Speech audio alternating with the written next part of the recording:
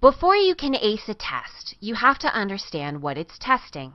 The TOEFL reading section is a test on how well you can read and understand passages in written English.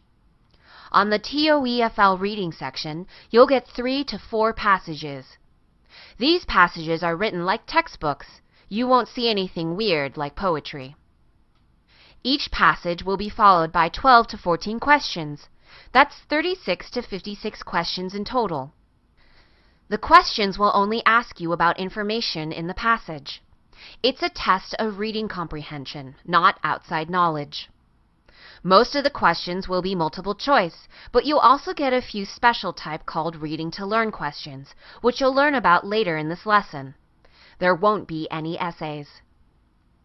Now that you know what's on the test, it's time to dive into strategy. Let's start with the passages. After all, you have to read the passages before you can start answering questions about them.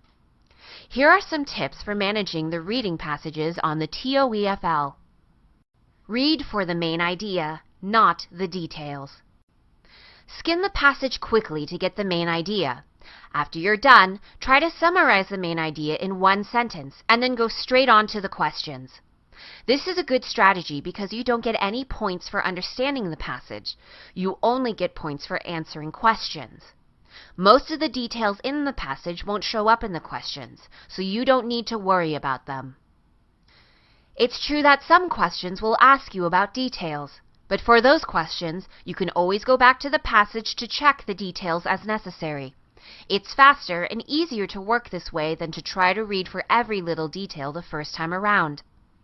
Don't get hung up on words you don't know.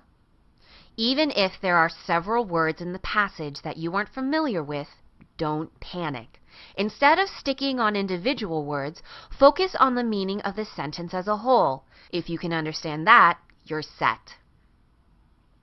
Once you've read each passage, you'll turn to the questions. You'll get the best results from doing the questions from easy to hard and using the correct strategy for each type. Here's the list from easier to harder question types. The easiest questions will probably be questions about word meaning. These are the in context, most nearly means questions. If you're not prepared for these, they can really wreck your day. But once you know how to manage them, they're some of the easiest questions on the whole test. The key to getting them right is this. They're about word meaning in context, not dictionary definitions. English words can have several different meanings depending on how they're used in a particular sentence.